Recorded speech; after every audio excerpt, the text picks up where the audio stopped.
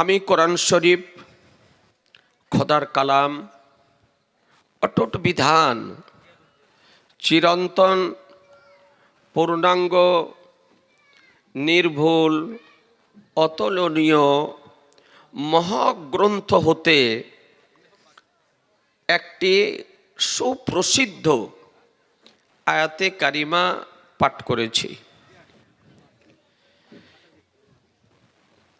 মহান রব্বুল আলামিন বলেন, ইন্নাল্লাহা ওয়া মালাইকাতাহু ইউসাল্লুনা আলান নবী। নিশ্চয় আল্লাহ ও তার ফেরেশতা মণ্ডলী নবীর ওপরে দারুদ প্রেরণ করেন। ইয়া আইয়ুহাল্লাযীনা আমানু সাল্লু আলাইহি ওয়া সাল্লিমু তাসলিমা। হে ঈমানদারগণ, তোমরাও নবীর প্রতি দারুদ এবং খুব সালাম পড়ো। খুব সরলভাবে আয়াতে কারিমার অনুবাদ আপনাদের সামনে রাখলাম।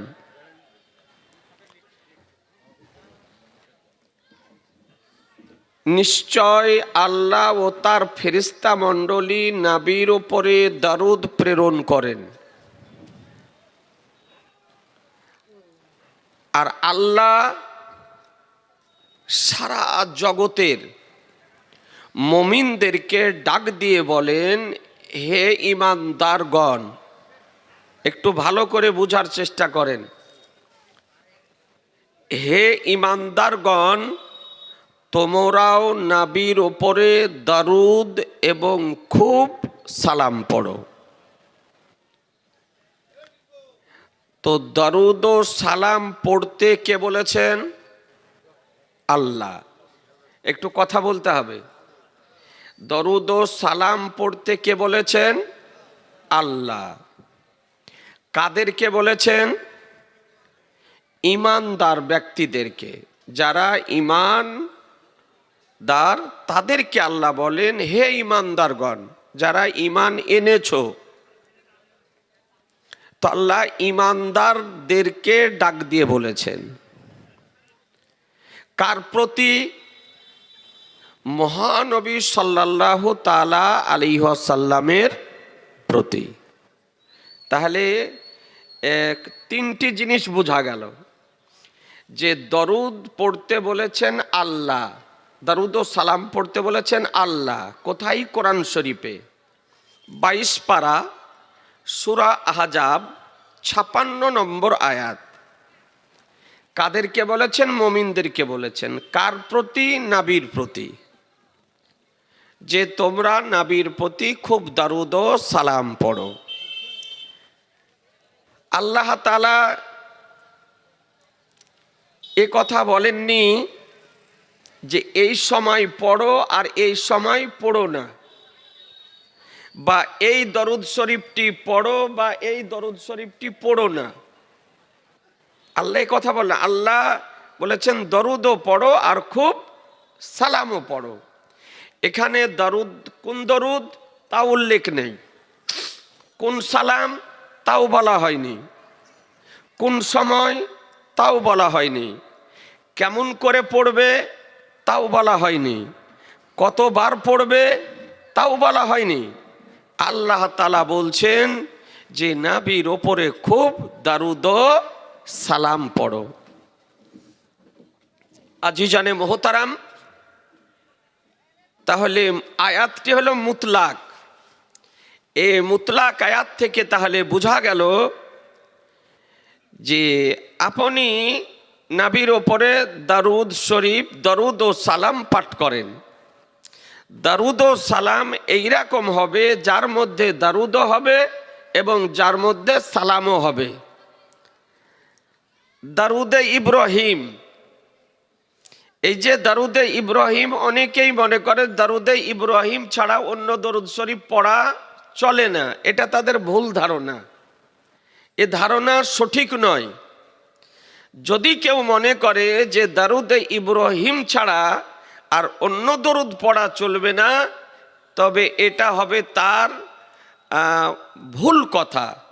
কেন দেখুন, আপনারা আমরা পড়ি দরুদে ইব্রাহিম ছাড়া অন্য দরুদ ও সালাম, যেমন নবী পাকের নাম উচ্চারণ করলাম হযরত মুহাম্মদ সাল্লাল্লাহু আলাইহি ওয়াসাল্লাম, একটু বুঝার জন্য অনুরোধ করছি। তো আচ্ছা, সাল্লাল্লাহু আলাইহি ওয়াসাল্লাম কি দরুদে ইব্রাহিম? না, সাল্লাল্লাহু আলাইহি ওয়াসাল্লাম দরুদে ইব্রাহিম নয়।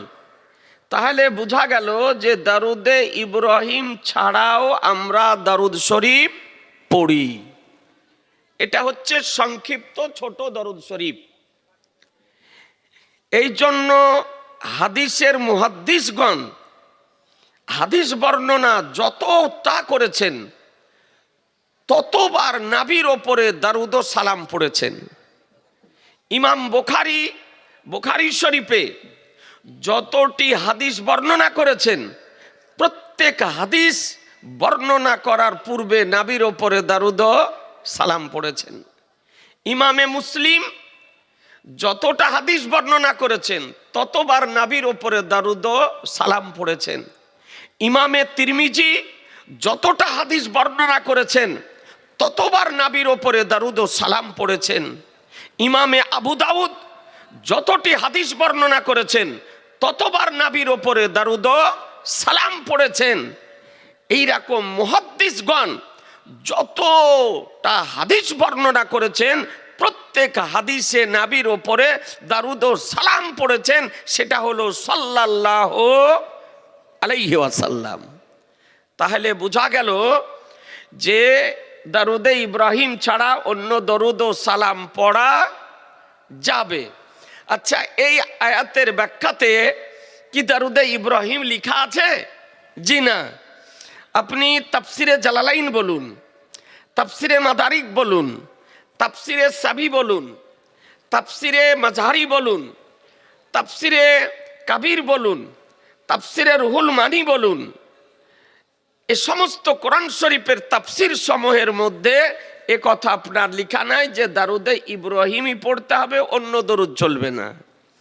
এই আয়াতের ব্যাখ্যায় কি লেখা আছে? দরুদ আল্লাহুম্মা সাল্লি আলা মুহাম্মদ ওয়া সাল্লিম, এতটুকু দরুদ শরীফ আপনার লেখা আছে। তা আপনাদেরকে বলতে চাই, বলার উদ্দেশ্য যে দরুদ বহু রকমের আপনার আছে। একটি বই প্রকাশিত হয়েছে দীর্ঘদিন পূর্বে, বইটির নাম কাসিদায়ে বুরদা শরীফ। এই বইটিতে 100 প্রকারের দরুদ শরীফ লেখা হয়েছে। কত রকমের বললাম? 100 প্রকারের দরুদ ও সালাম আপনার লেখা হয়েছে। আপনার যে দরুদ শরীফ মুখস্থ আছে সেই দরুদ শরীফটি পড়েন।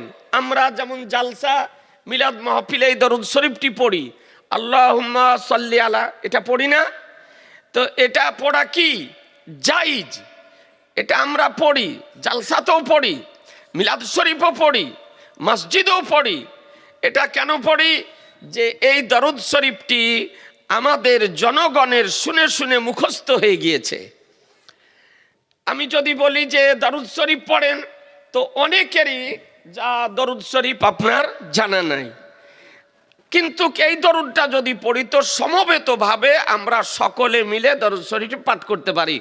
আর একবার যদি নবীর ওপরে দরুদ ও সালাম পেশ করা হয় তো আল্লাহ তাআলা তার ওপরে 10টি রহমত বর্ষণ করেন এবং তার 10টি দরজাকে উঁচু করে দেন এবং তার 10টি গুনাহকে আল্লাহ ক্ষমা করে দেন এবং তার আমলনামাতে 10টি নেকি লেখা হয়। তো আমরা চাই যে যারা জালসাতে এসেছেন তারা যেন এই নেকি থেকে বঞ্চিত যেন না হন। এই জন্য আমরা সমবেতভাবে দরুদ শরীফটা আপনার পাঠ করি। দরুদে ইব্রাহিম পড়ুন, দরুদে শেফা পড়ুন, দরুদে আহমার পড়ুন, দরুদে তাজ পড়ুন, দরুদে তুনাজ্জিনা পড়ুন, দরুদে গাউসিয়া পড়ুন, দরুদে জুমা পড়ুন। যে দরুদ শরীফ আপনার মুখস্থ আছে সেই দরুদ শরীফই আমার নবীর উপরে পাঠ করুন। এ বেরাদারান ইসলাম, নবীর কি শান যে নবীর ওপরে নামাজেও দরুদ ও সালাম পড়তে হয়, হয় না? জি, যদি নামাজে দরুদ ও সালাম যদি না পড়েন তো নামাজ হবে? কথা বলছেন না যে একটু? জি, নামাজ অবস্থায় নবীর কি শান, নবীর কি মর্যাদা, নবীর কি ইজ্জত রব্বুল আলামিন দিয়েছেন যে নামাজ অবস্থায় আপনি যদি কাউকে সালাম যদি করেন তো আপনার নামাজ হবে না। হবে? যে হবে না। নামাজ সালামের যদি উত্তর দেন তাও আপনার হবে না, নামাজ ভঙ্গ হয়ে যাবে।